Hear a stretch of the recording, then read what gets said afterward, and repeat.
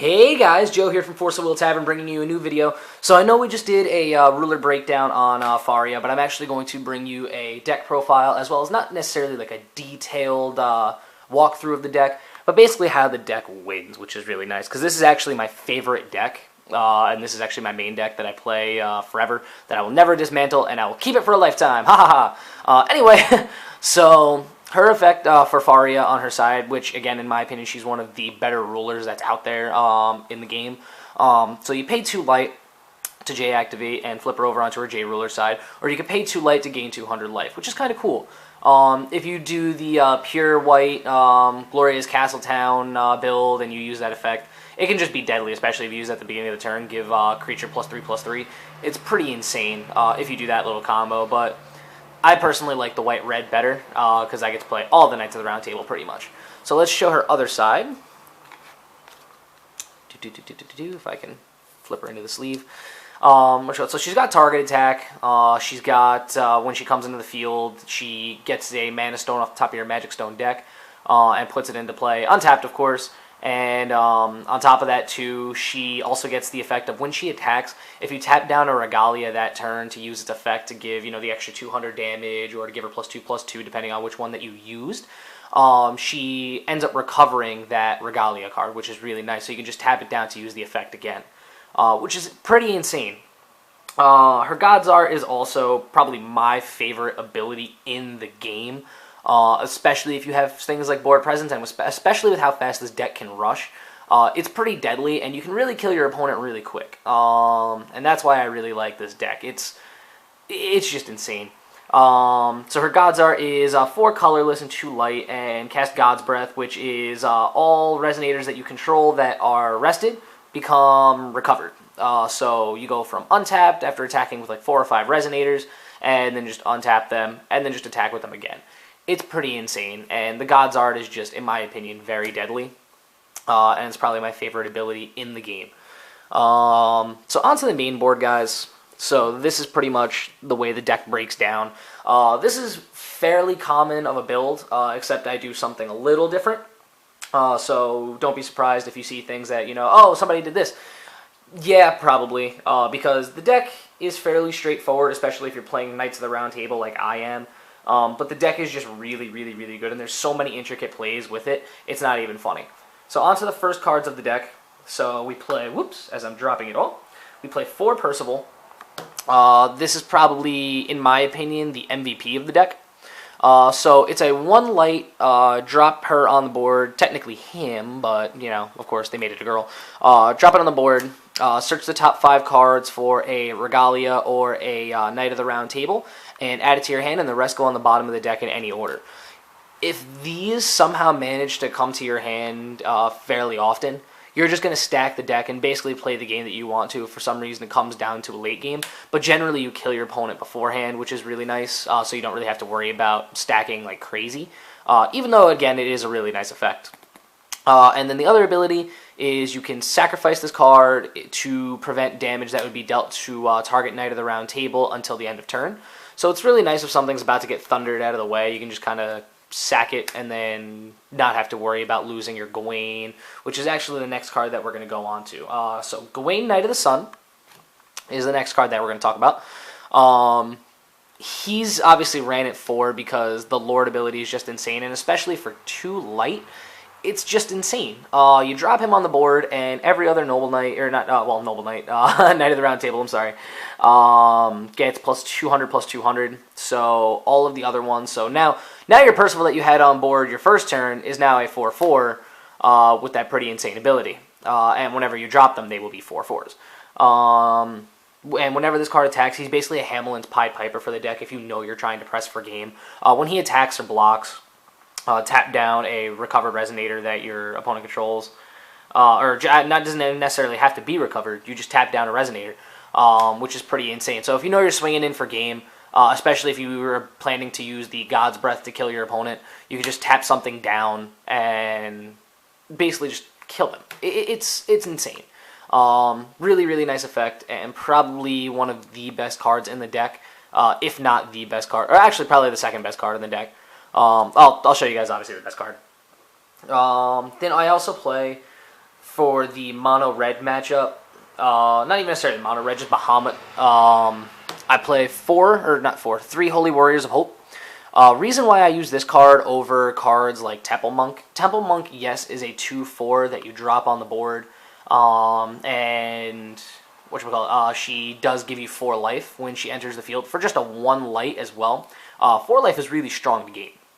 But reason why I like Holy Warrior of Hope better is if you're playing against those red decks and you drop him on board, if your opponent decides to drop that Hunter if they're playing red, then they're not going to really want to do that because you're just going to kill their Hunter if it swings in and attacks, and you still have that 4/4 blocker because this is not going to die.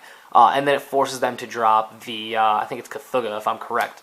So that's why I really like Holy Warrior of Hope. Probably one of the better 1-drops, especially to combat red. It makes the matchup much easier, especially if you're going first turn and he's in your hand. Then on to the next. I play 2 Weiber. Everybody's asked me why do I prefer Weiber over Tristan. Tristan is a very good card. Yes, don't get me wrong. I love Tristan. A white Knight of the Round Table with swiftness is insane. But Weiber is honestly a really, really, really, really good asset to the deck. And he's won me so many games. If you get, not necessarily into the late game standpoint of a match, there's a lot of times where I end up going against like a big J ruler or something like that, where the J ruler is going to be a 10-10, a 12-12, and unfortunately a lot of the card, or 13-13, especially if it's Bloody Snow White, 12-12 if you're going against Joan.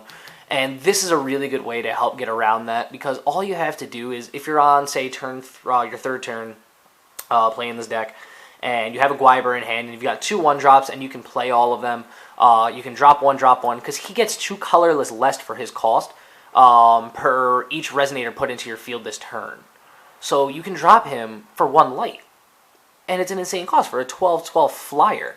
And not much can deal with a 12-12 flyer. Except unless they have like a Mistopheles or anything like that.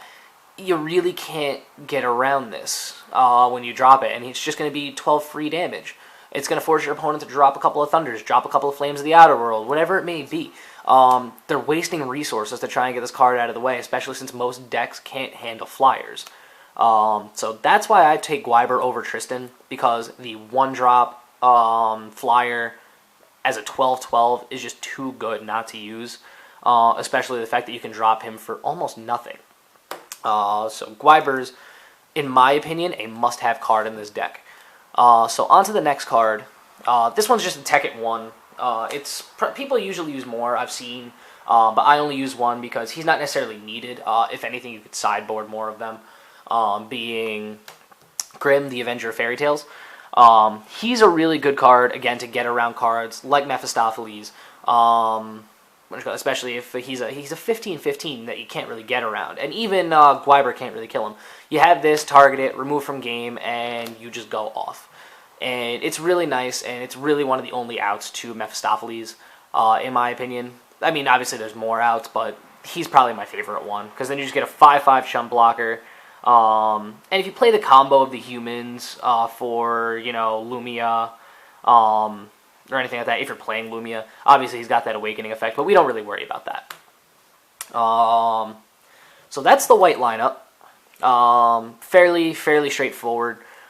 Now onto the red cards, which are probably the main part of this deck in my opinion. So we play 4 of the best card in the deck, which is Lancelot. You have to play 4 of them, guys. He's the best card in this deck. So Lancelot says he's got swiftness when he enters the field for 2 fire. When he comes into play, I'm sorry, not when he comes into play. As you choose a card to attack, he must attack if able, which is not a problem by me. That's perfectly fine by me. And whenever he attacks, if his attack is 1,000 or more, he burns for a free 700 damage to an opponent's resonator. So that kind of pairs up with Gawain, which is really cool. And Gawain actually gives him the +2/+2 effect, since Lancelot obviously is a Knight of the Round Table. So you swing in, you burn something, and you tap something down, and it just allows you to swing in for game if you have Faria on board, especially if you're planning on using the God's Art at some point in that turn. It's too good not to do. and he's too good of a card not to play. And if you're just shy of getting to his threshold of 1,000 attack, all you got to do is pay a red, and he gets +1/+0. So if you pay 2 red, he gets the extra boost, and he will get to burn. And it kills almost anything, which is really cool. The only things that it doesn't kill, again, are cards like Mustapheles, Weiber, but a lot of the little things, he'll get it out of the way. And then Gawain's probably going to tap down the Mustapheles anyway, so you don't have to worry about that really blocking your way. So no matter what, this deck has outs. You don't really have to worry about these big, giant blockers. I don't know necessarily what's going to be coming in the next set, but that might be a whole nother story. The next cards in the red, we play 4 Guinevere, because obviously we don't play blue, so Cheshire Cat's a really good draw engine, and people are still obviously playing that card. But Guinevere is probably red's draw engine, and it's the best draw engine, in my opinion, for red, other than if you play a card such as 40 Thieves. But 40 Thieves, I'd rather not play a... I'd rather not play a 2-costing, card for draw power. So she's a 1 fire, drop her on the board, and then you would tap her to sack a Resonator, draw 2 cards, and discard another, which is really nice, and it helps you get that cycle if you need. And it's really nice, too, because a lot of people, when Lancelot's on board, they're going to try and kill Lancelot. So if you know Lancelot's about to die, you could just tap this down, sack the Lancelot, and draw 2 cards, and not have to worry about getting nothing out of it and just going completely minus, which is really nice. And then Guinevere's other ability also helps you reach that threshold for Lancelot. So if for some reason you don't have a Gawain or anything like that on board, you could tap her and pay a fire and give him is it him or just anything? Just any target Resonator. Target Resonator gets +4/+4 until the end of turn, and that would give him his 10/10 status. And when it deals damage or is dealt damage that turn, it gets sacrificed. So it's not bad, but it's really good if you're going for that last damage to kill your opponent. And then on top of that, too, again, if you're going to use the God's Art, if you have enough mana to do so, then you would just end up using that, and you're just going to attack for game. So Guinevere's pretty insane, and she's the really good cycler in the deck, and on top of that, she's a beautiful card. The next cards, so now we're on to the Regalias, and these are the ones that I play a little bit differently than most others, because I know most people play either 4 of just one, or they play 8, but I like to get the mixture, and I honestly think it's perfectly fine, especially playing 4 Percival. You don't really have to worry about not seeing the Regalias, especially in a 40-card deck. So I play 3 Excalibur and 3 Leviton. Yes, I play both, because both swords are too good not to play in Faria. It's really, really nice to have your J-Ruler come in and have swiftness, which is what Leviton does. So that right there makes Faria deadly, in my opinion. And there's more reasons as to why it'll make Faria deadly, which I'll get to once we touch onto another piece of the deck itself. But Leviton is probably not the MVP of the deck, but probably what's the word I'm looking for? Probably the best kill card in my opinion. Because you can just sit there, you just drop it, and J-activate, and swing with Faria the second she comes into play. And you can tap this down to amplify her damage by 200 for the damage that she deals, which is really nice. And then, of course, Excalibur. Reason why Excalibur. Now, everybody's always like, oh, just play Leviton because it's the better sword. Reasons to play Excalibur, guys. Reasons why I do this is because of the fact that it doesn't say target J-Ruler, just as your J-Ruler gains +2/+2 until end of turn. So even if you don't have a Faria on board yet, but you drop the Excalibur, during your draw phase, you could just tap it down, and your J-Ruler is going to get +2/+2 when it enters the field, if I'm correct and that works that way, which I believe it does, because again, it doesn't say target J-Ruler or J-Resonate or whatever it is. It just says your J-Ruler. So when you J-activate and your J-Ruler comes in, she should be getting that bonus of the +2/+2, and now you're not going to get flamed out of the way, because Faria is unfortunately only an 8/8, so you don't really have to worry about her getting hit by Flames of Outerworld. And then on top of that too, if you tap it down, you're going to stack the ability of the Colorless. So her effect, or Excalibur's effect, is if you tap it down, if your J-Ruler is Faria, then it'll cost you 2 less Colorless to play the God's Art. So you can activate that up to twice, guys. So your God's Art that cost you 6 mana now costs you 2 light. So you tap it down in your draw phase, untap it during your recovery phase, tap it down again. Your God's Art now costs 2 light. So now you still have resources to play whatever else you want. Guinevere, Lancelot, you want to drop another Percival, you want to drop another Gawain, whatever, maybe you still have resources, which is really nice. So that's why I do the mixture, and you're going to see these no matter what, whether you draw them or you search them out with Percival. These cards you are going to see. It's funny though, I never really see Excalibur, I always see Leviathan. Leviathan just loves me. Now onto the spells. That's pretty much the main board as far as your control for the creatures. So onto the spells. We play 4 Justice of Godsword, especially with the whole spell chant standby rule of that you can cast it as an instant for its hard cost. There's really no reason not to play this card because it essentially gives you an extra thunder. It's White's Thunder in my opinion.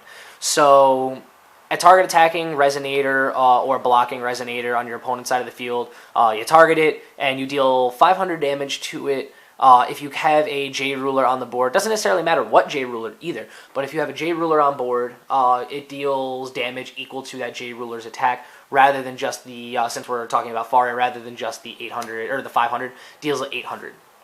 And if her attack is 10-10 from Excalibur's effect, then now it's going to deal 10 damage. If you're using Excalibur's effect again, now it's going to deal 12 damage. This card's too good not to play as a spell, because it just gets a lot of those problem cards out of the way if you're going to attack and you're just trying to press for game. This basically paves your way to win a lot of these cards. I also play for the white spells. We play 2 Asced the Light. Asced the Light is probably not the best spell in the deck, but it's probably one of my favorites because I like to basically go into my turn. If for some reason my opponent decides to kill my Gawain, which a majority of the time my opponents like to kill the Gawain because having the extra attack boost for Lancelot or all of my other Knights of the Round Table is a really good effect. So most people want to get that out of the way.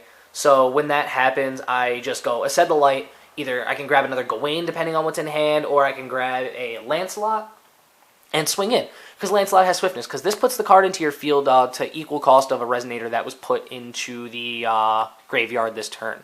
So it's really a really good card for the things that get killed.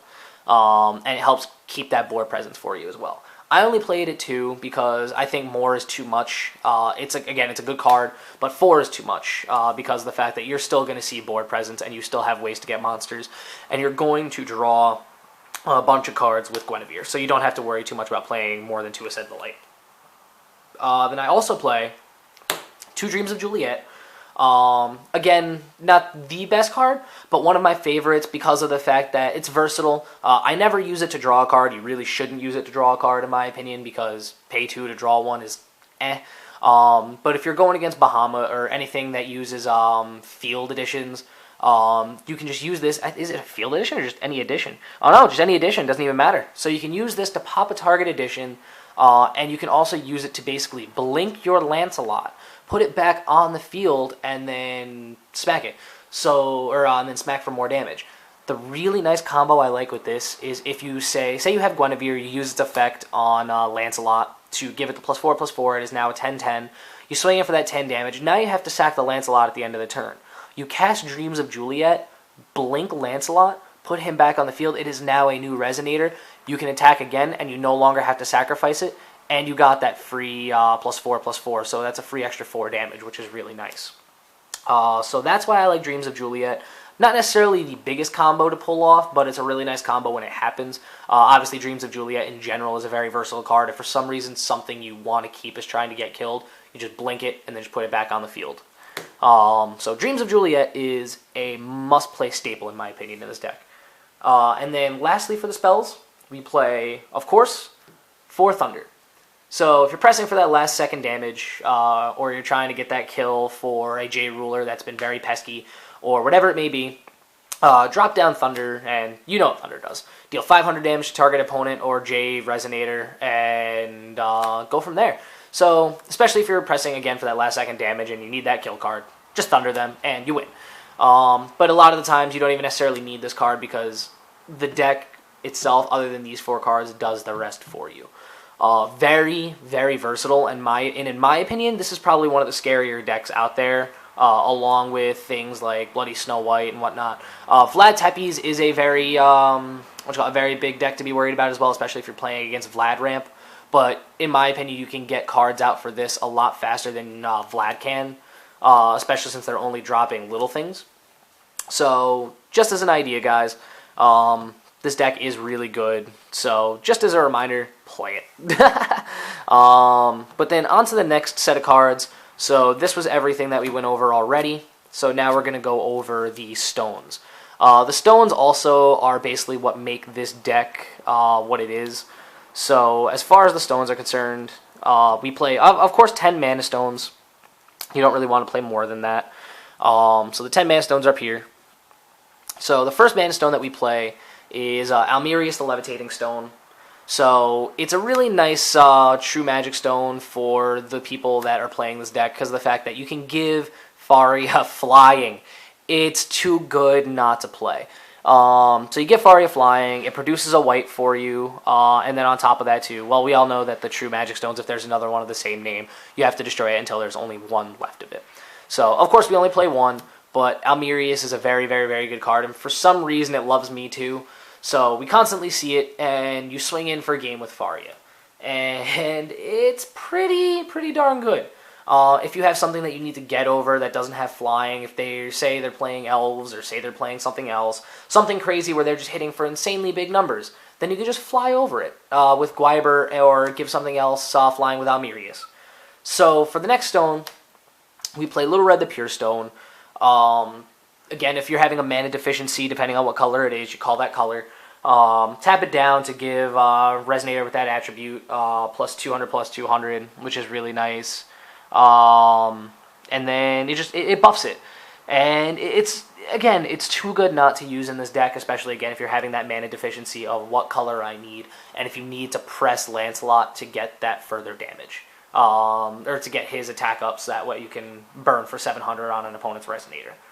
The next stones we need are definitely 4 Mana Stone of Heat Ray.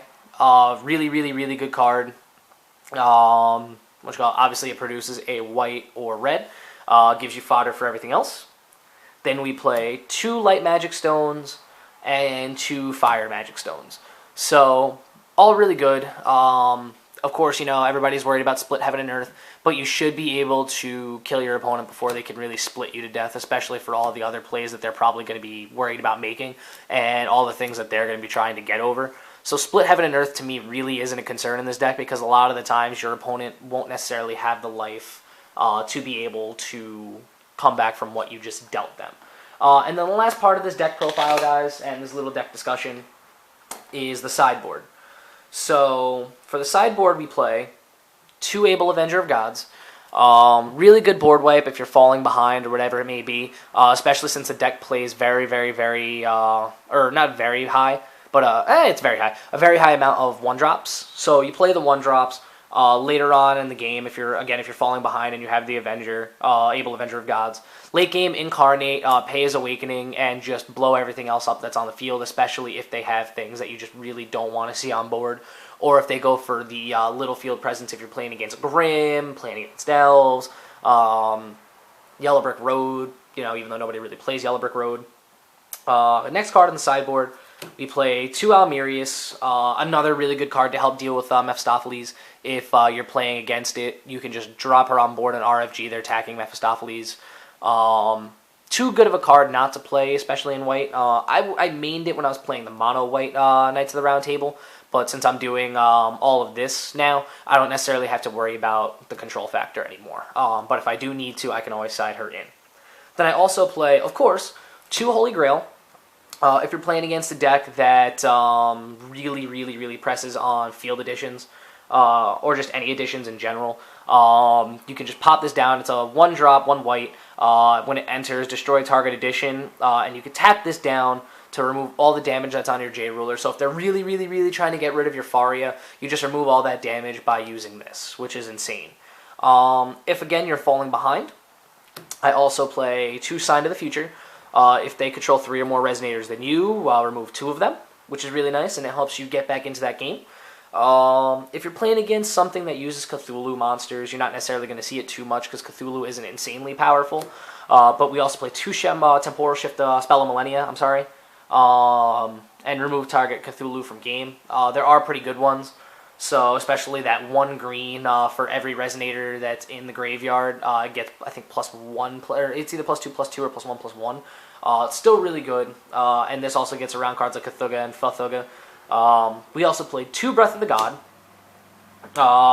Really, not my favorite sideboard card. I was thinking about changing it, but it's not too bad, especially if your opponent's trying to target your creatures a lot. You can just make it untargetable, which isn't too bad. Nothing's a saint, so it's not like you can cost it or pay it for free, but you generally have mana anyway. Then we play 1 Jeweled Branch of Harai. If you're playing against those black and red decks, taps them all down. And then lastly, I wish this card wasn't errated, but it's a kill card. I was thinking about changing it now because of the errata. But again, it's still really not a bad kill spell, being Fetal Movement and Outer World. If you're pressing for that last second damage and you're playing against those decks that are basically based off of milling monsters, say you do play against Cthulhu, or you end up just burning a lot of their stuff off the field with Lancelot, Thunder, Justice of God Sword, or if they just block and things get killed, whatever it may be, Fetal Movement still is a really good kill card in my opinion. And you can remove any graveyard and deal that damage to your opponent, which is pretty nice. So this is my Knights of the Round Table. Probably my favorite deck right now in the format because it's very, very, very versatile, very skill-based, and you do actually you can get around just about everything. It forces you to think a lot, in my opinion, to basically get around anything that's out there, and it's too good of a deck not to play. But yeah, let me know what you guys think. Joe from Forcible Tavern here, bringing you this deck profile. If there's anything else you'd like to see, please feel free to let me know. If you have any questions or comments about the deck profile itself, please feel free to let me know. And any suggestions on how you think I can maybe make this deck better, or anything I could do differently as far as play-wise, or any plays that you have questions about, please feel free to let me know. I'd be more than happy to talk to you about it. I love getting in touch with you guys. You guys are absolutely amazing. I just wanted to thank you again. This is Joe here from Forcible Tavern, signing off, and I'll see you soon.